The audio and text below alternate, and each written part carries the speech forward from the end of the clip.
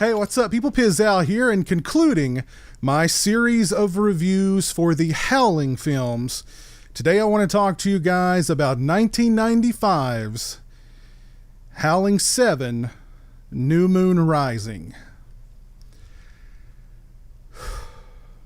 Now, first and foremost, I have to give a huge shout out to my buddy Steven, who procured this German DVD release of the film and sent it to me so that I could do this review.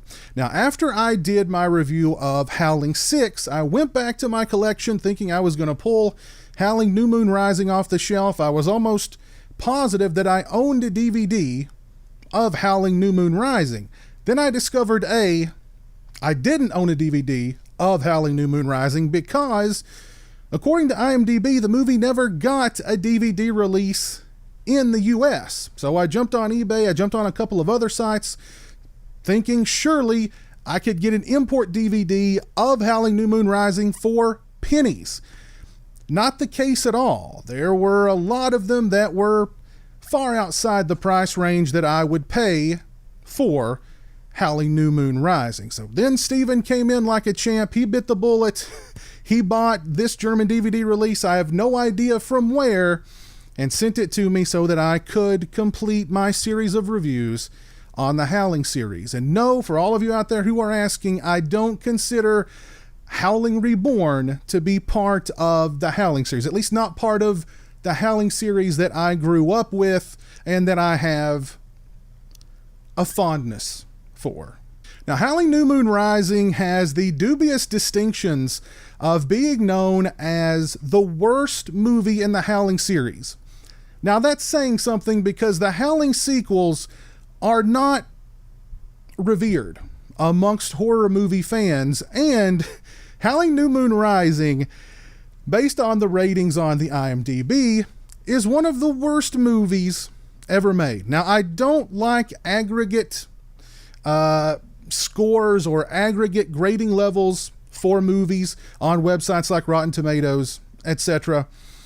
But I have to agree wholeheartedly with the IMDb rating of Howling New Moon Rising. Now, it's been a long time since I saw this film last. I rented it on VHS back in the day. I've seen it a time or two on cable television, and my memories of Howling New Moon Rising are really bad. That it is a really bad movie.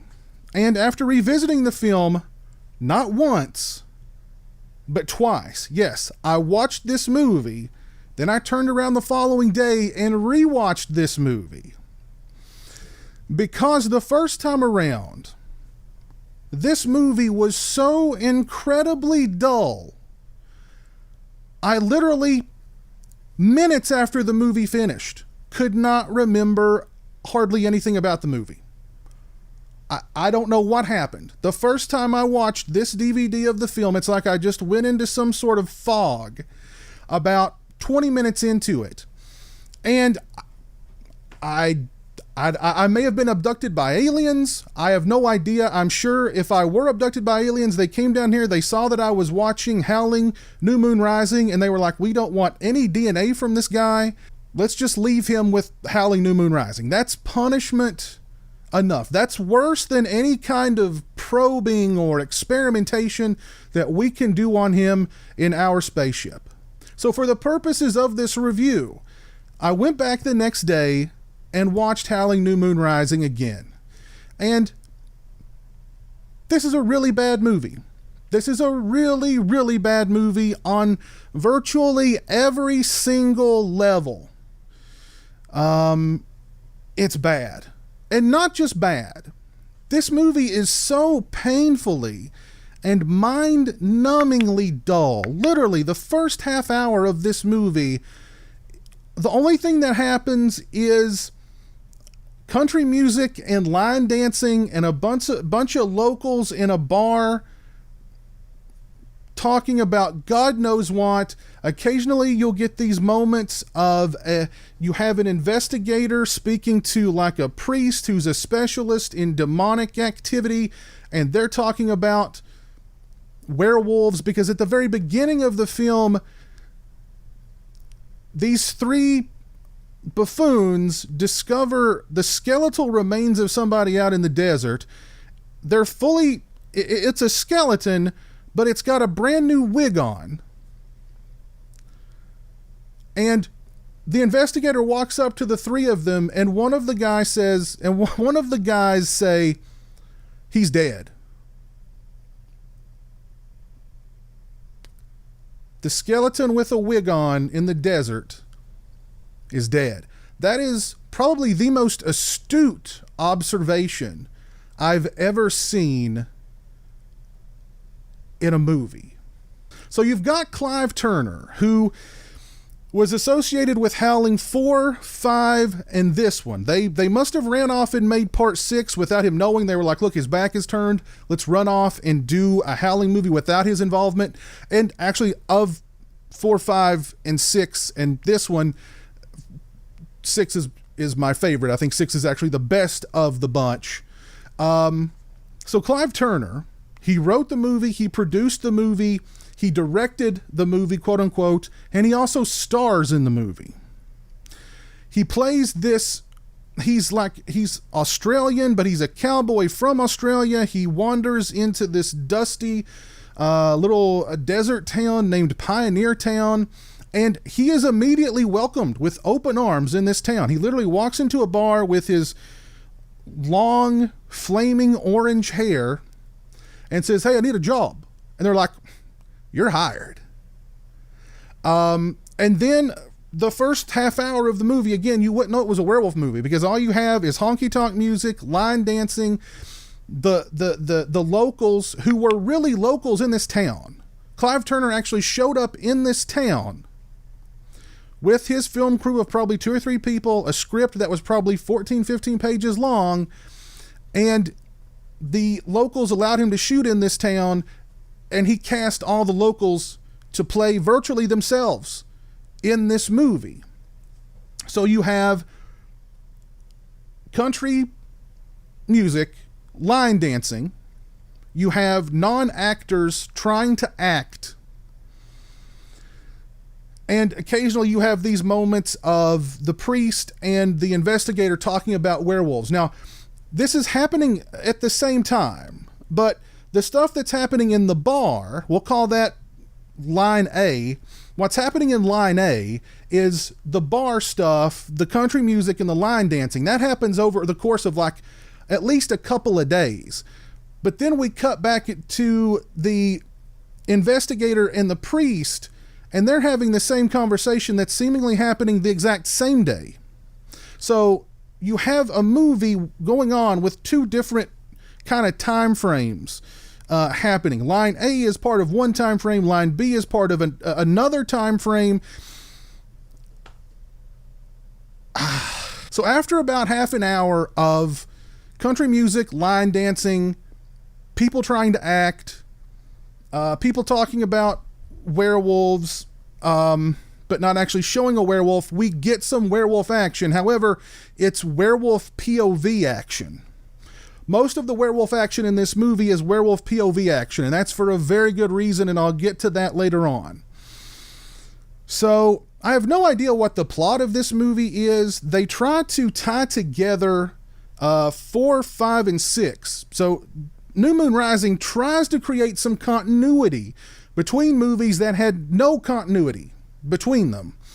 So, I'll give Clive Turner an A for effort there. He tries to tie it all together. Actually, the final girl from part 4 actually makes an appearance in New Moon Rising. But Clive Turner's character in this film is the same character that was in part 5, the one in Budapest in the castle. But then they try to tie his character also to part 4, but the character in part 4 that they try to tie him to was a werewolf. So he went from being a werewolf in part 4 to being one of the people in Budapest wandering around the castle who ostensibly died, who was not a werewolf. Now he's in this movie as he's writing. I don't know what he's doing. Why am I even trying to make sense out of the plot for Howling New Moon Rising?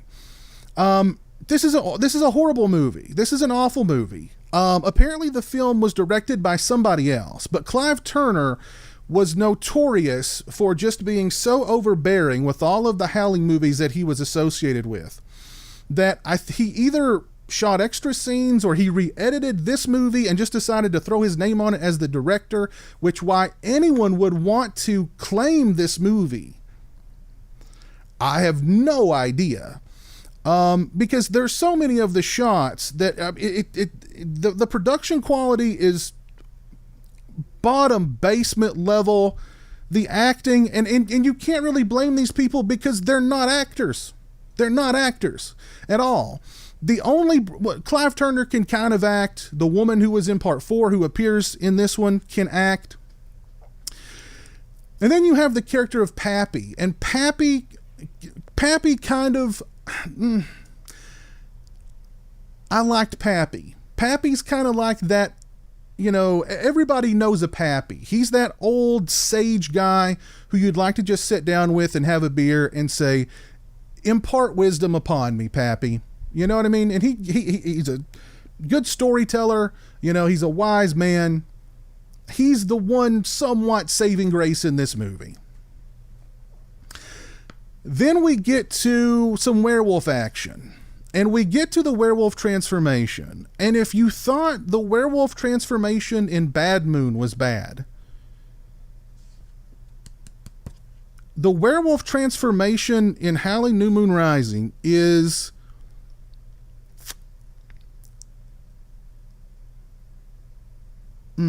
it's so bad. And then the movie just kind of ends. And we go back to more country music and dancing in the bar. And that's Howling New Moon Rising.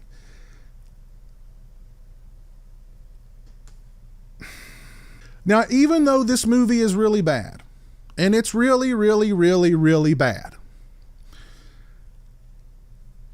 it does, at least for me, and probably only for me, it does have a certain charm to it. I guess because it's so bad, because it's just so, I'm trying to think of a nice word for amateurish. It's rough around the edges. It's very, very rough around the edges on every level. But I don't know.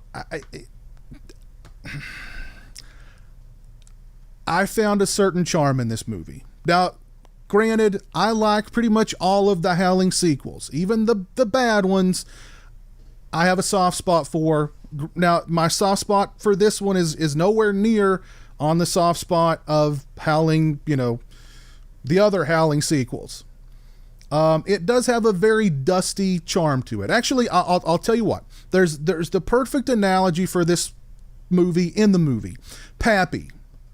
Awesome Pappy.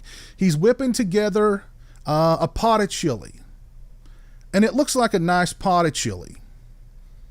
But somebody points out that there's dirt in it. Howling New Moon Rising is a bowl of chili with a lot of dirt in it. If you've seen Howling New Moon Rising, please let me know your thoughts on the film down in the comment section below. I'm sure there's going to be a lot of dislike for this movie, justifiably. There will be a lot of dislike for Howling New Moon Rising, but if there's anything that you can point out about this movie that's even remotely positive, please try and do so down in the comments section below.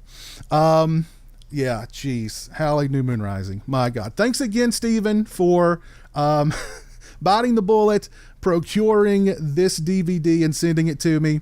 I really appreciate it, man. Everybody out there, give a big thanks to Steven down in the comment section below. Also, if you like this video, please leave it a thumbs up. If you're not following me on social media, those links are in the description. They're also right around here. As always, thanks so much for watching. I really appreciate it. Take care, and until next time, peace. Oh, Lordy. Join the A Buck a Month Club and help support my channel on Patreon. Thank you to my current patrons, Kevin Smythe, Orc145626, B-Movie Mike, Robert Sobel, Turi Delamore, Stephen Flanagan, Lori Holt, Craig Farrand, Farron Sutton, Jeremiah Lambert, Grindhouse Grotto, Joseph Charlesworth, Derek Jana, Demon Waffles, Simon Clark, Stone Gassman, Zachary Barton, James Welch, Eli Geisler, Jeff Overing, Pete Toll, Kyle McGuire, Jay the Stingray, Lauren Dixon, Andrew McDonald, Dave Barnes, Jonathan Lundy, Chris Gonzalez, Trenton Bowser, Jason Breitenbach, and Brandon Bisdick.